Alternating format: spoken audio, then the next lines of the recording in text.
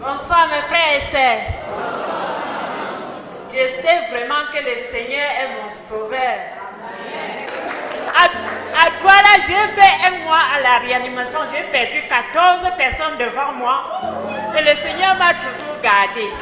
Quand j'ai reçu le Seigneur, il m'a augmenté les jours.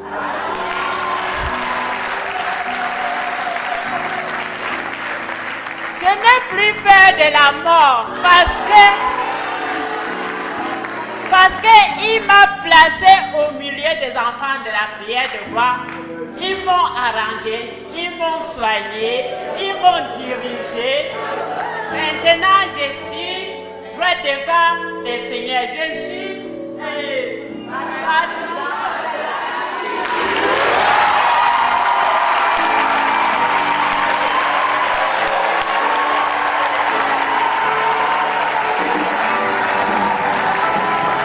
Waouh, bien-aimés, les merveilles du Seigneur sont inestimables dans cette convention. Shalom, shalom à tous. Vous êtes tous bénis. Nous avons la conviction véritablement que vous qui nous suivez sur nos médias sociaux, la page Facebook du mouvement Mercredi en Montagne, sur WhatsApp ou encore sur YouTube, vous êtes puissamment bénis et connectés véritablement avec nous. En fait, le Seigneur nous amène de gloire en gloire et il nous a encore puissamment bénis durant la journée du 17 juillet et c'était tout simplement puissant. Bien aimé, je ne suis pas en train de te dire qu'il projette faire. J'ai envie de dire, je prends la responsabilité et je te dis que c'est ce que Dieu me dit de te dire. Je ne doute même pas un seul instant. Parce que Dieu a décidé dans cette saison et il a décidé aujourd'hui de le faire pour toi. Donc je veux que tu ouvres ton cœur. On va parler de la puissance de Dieu. Sa puissance est capable de faire tellement de choses. Si tu crois, si tu acceptes, soit dans la joie, soit dans l'action de grâce, soit dans la reconnaissance. Est-ce que tu peux acclamer le Seigneur?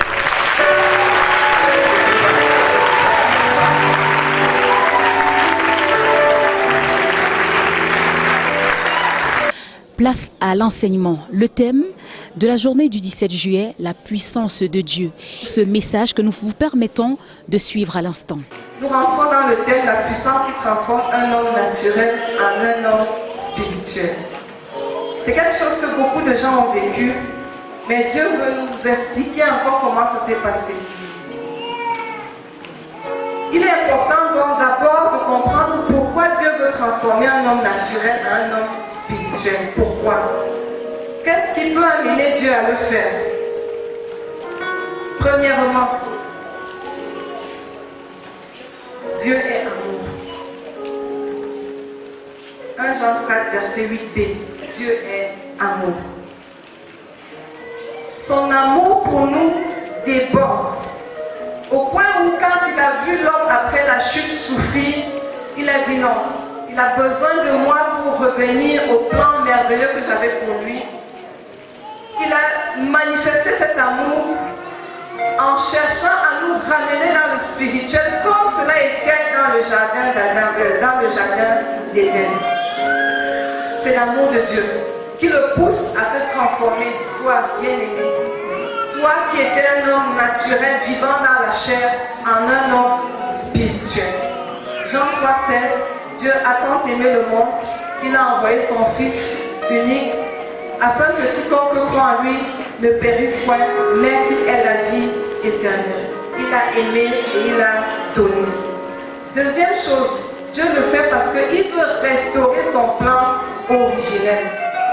Dieu, au début, quand il a créé l'homme et la femme, il avait une atmosphère d'amour, de joie, de paix avec les êtres, avec sa créature bien-aimée, celle qu'il a faite à son image et selon sa ressemblance. Et comme le pasteur a dit hier, l'homme avait 5 mandats. Dans Genèse 1, verset 26. Moi, je ne savais pas que j'avais les mandats. Nous avons les mandats bien-aimés. Premier mandat, fécondité. Quand Dieu a créé l'homme, il a prévu que nous soyons féconds, que nous créions des choses, que nous initions, que nous créions, que nous fassions comme lui. Il y avait la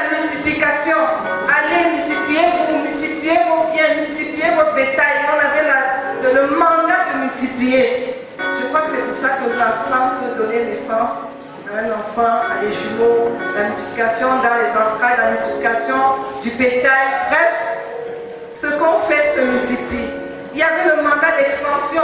Ça veut dire que quand on fait une chose, ça commence à s'étendre. L'expansion grandit. Il y avait le pouvoir de soumettre toutes choses.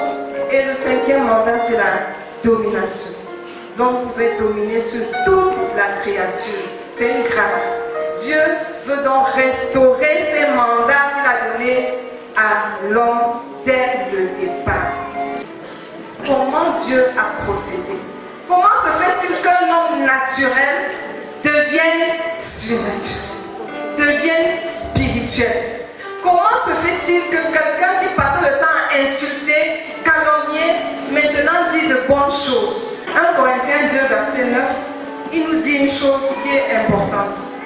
Mais comme il est écrit, ce sont des choses que l'œil n'a point vues, que l'oreille n'a point entendues et qui ne sont point montées au cœur de l'homme, des choses que Dieu a préparées pour ceux qu'il aime. Amen. Amen. Il y a des choses que Dieu a préparées pour ceux qu'il aime.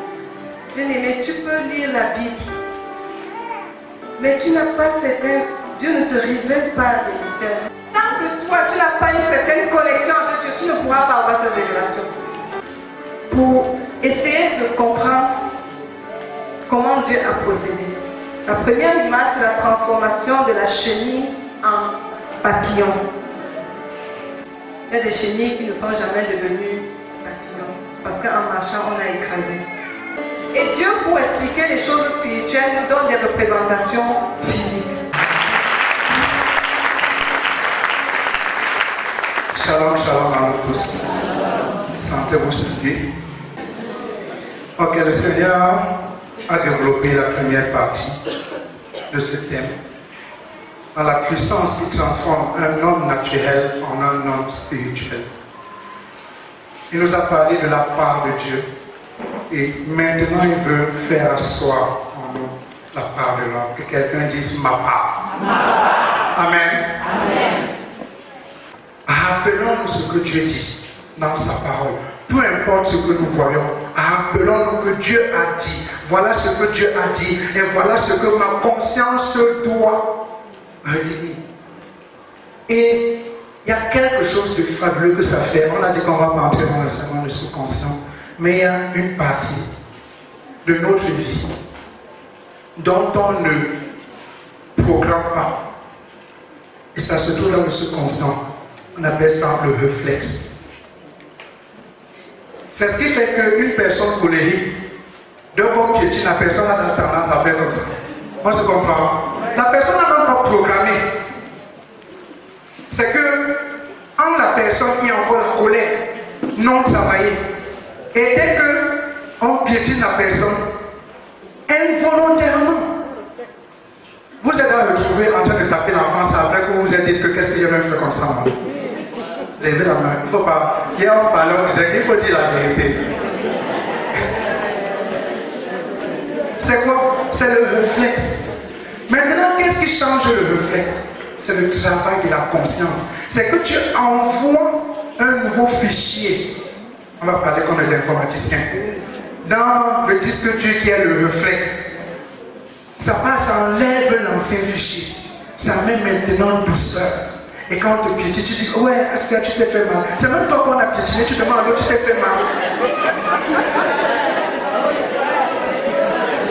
Amen. Travaillons notre conscience. Toujours durant cette journée, des âmes ont été gagnées à Christ. Le Saint-Esprit a véritablement opéré des miracles. Les évangélistes se sont également déployés dans la ville de Bafoussam à la conquête des âmes. Alors, que retenir de notre journée ?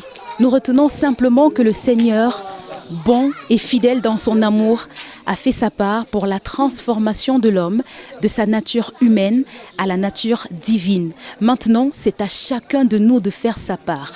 Bien-aimé, le salut est à portée de main. C'est à toi de le saisir.